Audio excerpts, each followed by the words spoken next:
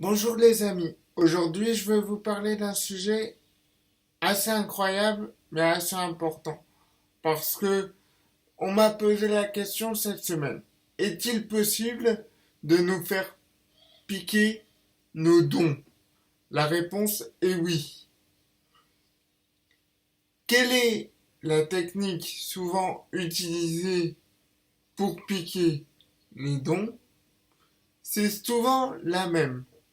C'est souvent par les sentiments ou par les sentiments, mais les sentiments, on leur donne quelque chose en échange de quelque chose. Et on croit toujours que c'est plus important ce qu'on va leur donner que ce qu'ils vont nous donner. Alors qu'en fait, dès qu'ils ont obtenu ce qu'ils souhaitaient, nous avons plus rien et nous sommes perdants. Alors ce que je voudrais vous dire, c'est que il y a plusieurs méthodes, mais la méthode la plus utilisée, c'est la méthode du sentiment. Des sentiments que vous pouvez avoir pour une personne. Il y a aussi juste le fait d'être avec une personne et de lui piquer son énergie. Il y a aussi le fait d'être avec une personne et de faire semblant de l'aimer pour que elle vous donne tout son savoir, pour que elle vous prenne tout votre savoir, elle va vous sucer jusqu'à la moelle pour que vous puissiez lui donner tout ce qu'il souhaite.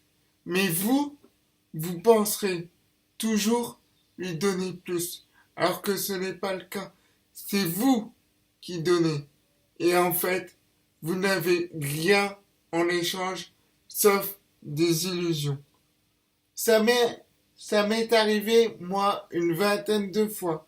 On a essayé de jouer sur mes sentiments, de jouer sur ma famille, de jouer avec, avec le chantage, avec l'argent, avec plein de choses.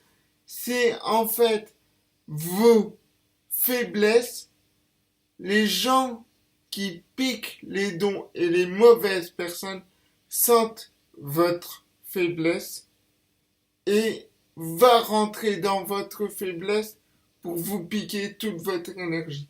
Et quand il sortira, vous n'aurez plus rien.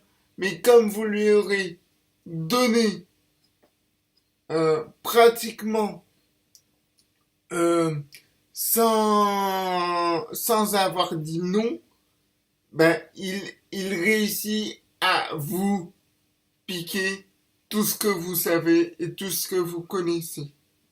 Et ça, il faut l'éviter. Alors, bien sûr, il faut, il y a juste une chose à se rendre compte. C'est comment vous êtes avec la personne. Mais s'il joue sur vos sentiments, des fois vos sentiments sont plus forts.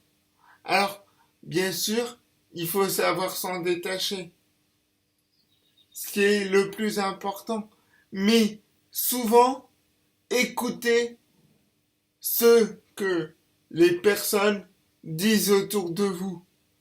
Pas forcément les amis que vous avez avec cette personne, mais les personnes qui vous connaissent bien et qui vous disent non, non, ça, c'est une mauvaise personne pour toi. Alors des fois, oui, on se fâche avec la personne, avec les personnes qui nous le disent parce que on est amoureux, on s'entend bien avec la personne, on a des atomes crochus que on pense tout le temps avoir. La seule chose qu'il faut faire attention, c'est comment la personne est avec vous. Si elle vous demande des choses qui sont impossibles pour vous, et si elle insiste, c'est pas la peine. Par contre, si vous sentez qu'il y a un échange à armes égales et à égalité pour les échanges, là vous pouvez foncer. Si une personne veut rentrer dans votre cercle d'énergie et vous bouffe votre énergie, c'est pas bon. Il faut que vous puissiez rester dans, dans votre propre cercle, dans votre propre cercle d'énergie. Et que l'autre personne puisse rester aussi dans son propre cercle d'énergie. Si vous arrivez à rester dans vos deux cercles d'énergie et à travailler dans vos cercles d'énergie respectifs tout en étant ensemble, vous aurez une énergie pratiquement illimitée et des connaissances sur la personne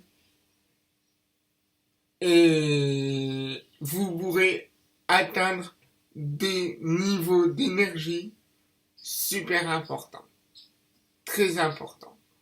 Mais si vous tombez sur une personne qui essaye de rentrer dans votre cercle d'énergie et que vous avez une énergie assez importante et des dons super importants, faites attention parce que les gens comme ça peuvent être là pour justement piquer votre savoir. Mais vous savez jamais comment ils vont vous les piquer. Donc, ouvrez l'œil et le bon, parce que ça, c'est important. Merci de m'avoir écouté. Je sais que des fois, j'ai pas toujours les bons mots ou que j'ai des trucs que je répète plusieurs fois. C'est parce que, en fait, les messages me viennent d'en haut et que je ne peux pas faire autrement. Je ne peux pas les retranscrire. Alors, je vous l'ai dit comme ça par la vidéo. Et des fois, bah, ça fait des petits ratés sur la vidéo. Mais vous inquiétez pas. C'est juste que des fois, c'est pas moi qui parle. C'est les gens d'en haut. Voilà. Je vous remercie de m'avoir écouté et à très bientôt. Si tu as aimé mes vidéos, n'hésite pas à mettre un pouce bleu, à partager ou tout simplement à t'inscrire sur ma chaîne pour voir mes prochaines vidéos. Allez, à bientôt!